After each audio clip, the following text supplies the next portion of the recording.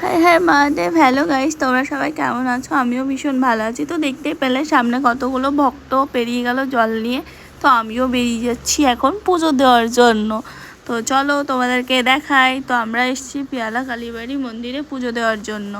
তো দেখতেই পাচ্ছ এখানে সবাই বসে আছে, কারণ কি বাইরে প্রচুর পরিমাণে বৃষ্টি হচ্ছে আর এদিকে অনেক ভিড়ও ছিল।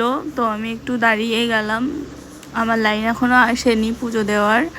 আর এদিকে তোমাদেরকে দেখিয়ে দিচ্ছি আমি পিয়ালা কালীবাড়ি মন্দির। তো দুর্গাপুর থেকে যারা যারা আমার ভিডিও দেখছো তারা জানো পিয়ালা কালীবাড়িটা কোথায় আছে। তো আমি এখানে পুজো, আমার লাইন চলে এলো, তো আমি পুজো দিচ্ছি। তো আমি পুজো দিই।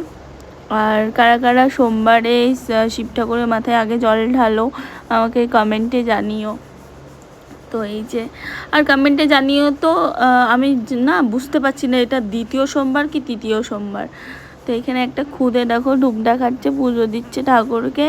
তো আমাদের ঠাকুরকে পুজো দেওয়া হয়ে গেছে, শিব ঠাকুরকে। তো আমরা এলাম এই যে মা কালীকে পুজো দেওয়ার জন্য। তো দেখেছো মাকে কত সুন্দর লাগছে। তো পিয়ালা কালীবাড়ির একটা রহস্য আছে, তোমরা যদি আমাকে কমেন্ট করে বলো, জানা মানে তোমাদের যদি জানার ইচ্ছা থাকে তো আমি একদিন বলবো। তো এই যে আমাদের পুজো দেওয়া হয়ে গেছে, তো আমরা এখন বেরিয়ে পড়ছি। তো টাটা সবাইকে।